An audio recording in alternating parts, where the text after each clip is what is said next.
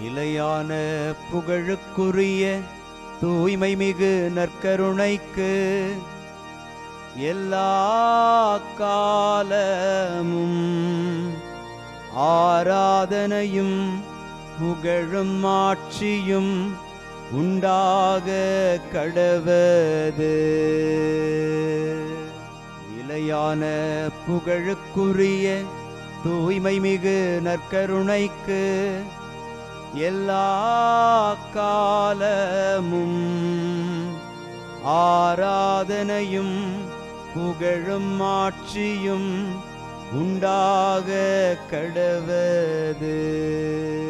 நிலையான புகழுக்குரிய தூய்மை மிகு நற்கருணைக்கு எல்லா காலமும் ஆராதனையும் புகழும் ஆட்சியும் உண்டாக கடவது.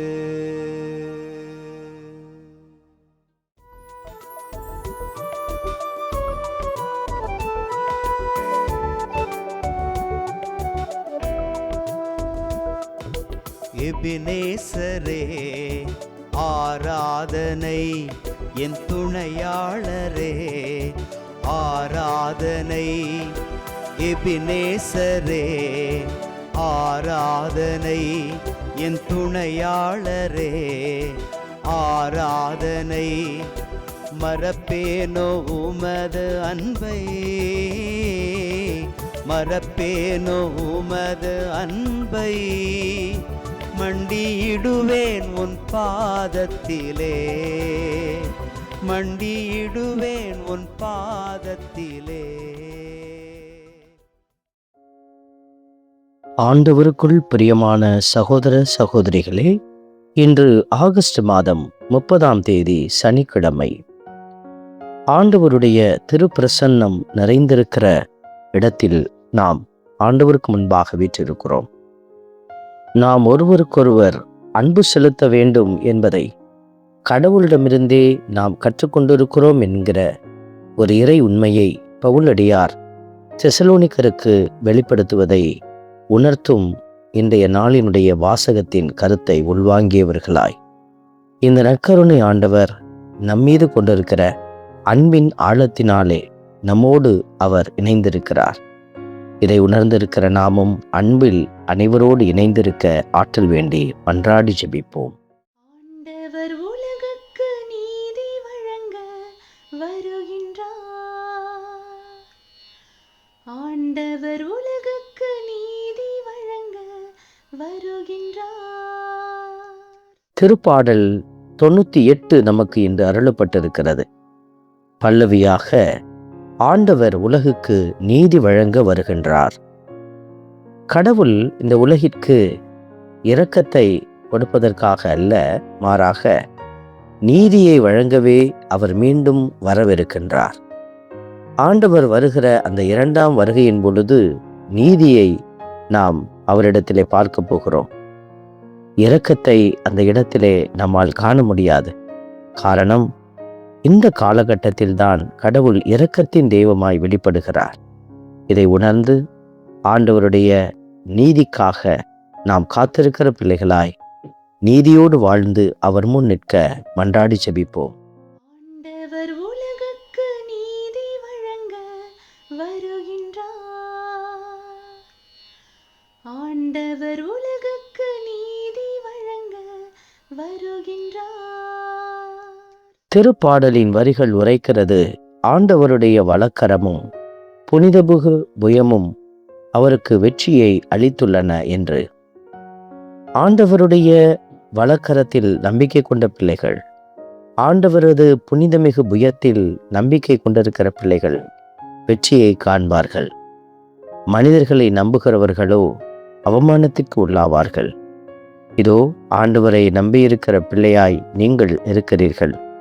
இறைவன் உங்களை உயர்த்தி ஆசிர்வதிப்பார். நன்றியோடு துதிப்போம்.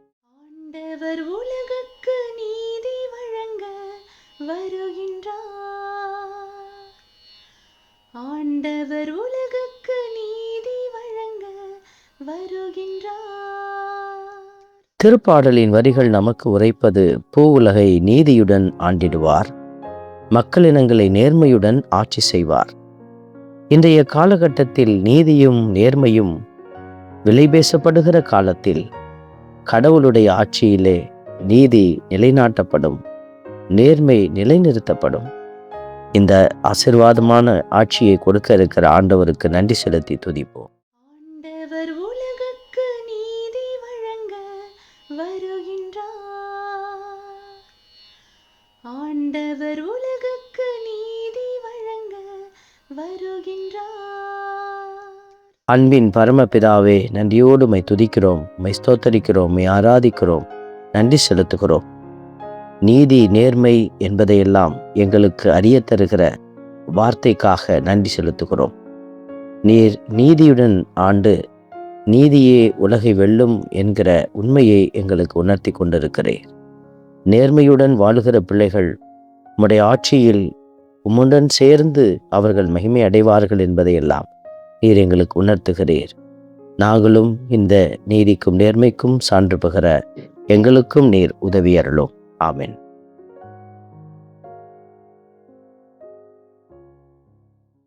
வல்ல இறைவன் தந்தை, மகன், தூய ஆவியார் உங்களையும் உங்கள் குடும்பத்தையும் நிறைவாய் ஆசீர்வதிப்பாராக. ஆமென்.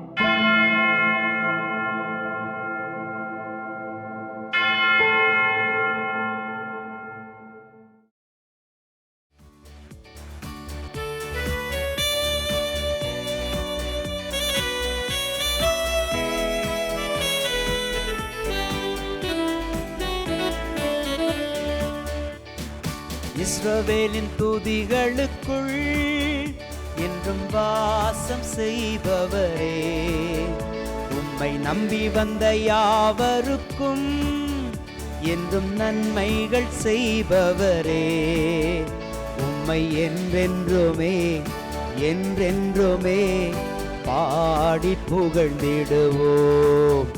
உம்மை எந்நாளுமே எந்நாளுமே ஆராதனை செய்குவோம்.